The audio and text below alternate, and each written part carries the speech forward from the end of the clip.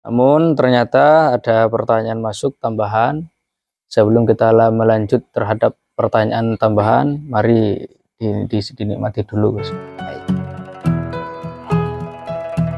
Dengar nih, Kak.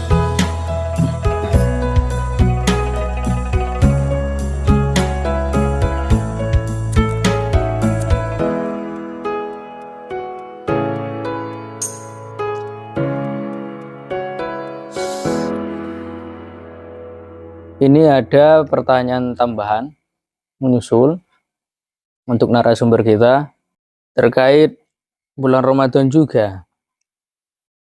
Pertanyaannya adalah, bagaimana cara mengqadha puasa yang lupa jumlahnya secara pasti? Baik. Itu bagaimana, Gus? Cara mengqadha puasa yang jumlah pastinya kita lupa. Mungkin kalau saya asumsikan si penanya ini pernah gelap di masa lalunya, ya kan? Pernah tersesat sehingga dia meninggalkan banyak kewajiban puasa Ramadan khususnya ataupun sholat. Itu mungkin sekarang sudah dapat hidayah, alhamdulillah, dan dia ingin bertaubat, dan tentunya kewajiban yang dia tinggalkan wajib dia qadha. Iya. Namun masalah datang jumlah berapa, karena sudah lama mungkin dan saking banyaknya, saking gelapnya, entah apa yang ada di masa silamnya, itu ya lupa berapa puasa yang dia tinggalkan dan harus bagaimana, harus berapa. Ini kan masalah mau tobat, mau mengqadha puasa tapi lupa jumlahnya. Kalau disuruh mengqadha qadha sampai meninggal misalkan, kan juga tidak mungkin kan. Maka jawabannya adalah, kata para ulama, sebenarnya terjadi khilaf. Menurut mazhab Syafi'i dan mazhab Hambali itu tetap kaidahnya harus sampai yakin, sampai keyakinannya ya, sampai yakin. Misalkan apa ya, antara satu bulan apa 15 hari yang dia tinggalkan, maka dia harus mengqadha sampai betul-betul yakin terbebas dari hutang puasa. Berarti dia harus yang ngambil paling banyak berapa. Artinya memang benar-benar harus dia ingat sejauh mungkin, ya, artinya ngambil jumlah tertinggi sampai betul-betul yakin sudah terbebas dari hutang. Akan tetapi saya kira ini juga sulit, maka ada dari sebagian mazhab Maliki dan mazhab Hanafi itu mengatakan dia tidak harus mengqadha puasa yang ditinggalkan atau sholat yang ditinggalkan sampai yakin sudah terlunasi semua, akan tetapi cukup prasangkanya saja, saja. Artinya prasangkaannya itu kira-kira oleh cukup, ya sudah, berarti bebas semua. Kiranya terkait dengan puasa yang jumlah pastinya tidak ingat, itu sama nggak prakteknya di sholat?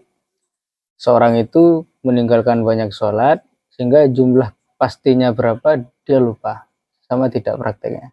Kalau dalam misalkan ragu-ragu dalam jumlah rakaat, ya kan, nah, misalkan apakah sudah 3 rakaat atau 4 rakaat, maka harus ngambil yang paling sedikit kalau di rakaat, karena itu yang diyakini.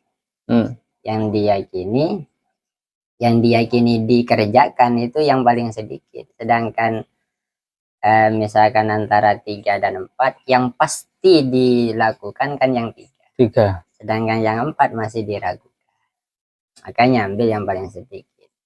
Sedangkan dalam qadha puasa atau sholat ini, yang pasti diqadhoi itu yang paling sedikit apa yang paling banyak? Yang pasti terbebas lah. Itu kan mestinya yang pasti terbebas kalau dia sudah ngambil yang paling banyak. kalau ngambil yang keyakinan paling sedikit antara 1 bulan dan setengah bulan, misalkan ambil yang setengah bulan, maka yang setengah bulan ini lebihnya yang 1 bulan itu kan masih diragukan bebas apa tidak. Jadi ambil yang sekiranya yakin sudah terbebas, berarti harus ngambil yang paling banyak untuk kodok puasa. itu menurut mazhab Syafi'i. Tapi menurut mazhab Maliki dan Hanafi pakai perasaan kira-kira cukup, ya sudah terbebas di sisi Allah, ya juga sudah bebas. Itu kalau dari sisi sholatnya, dari dilihat dari rokaatnya. Kalau jumlahnya sama tidak cara menghitungnya?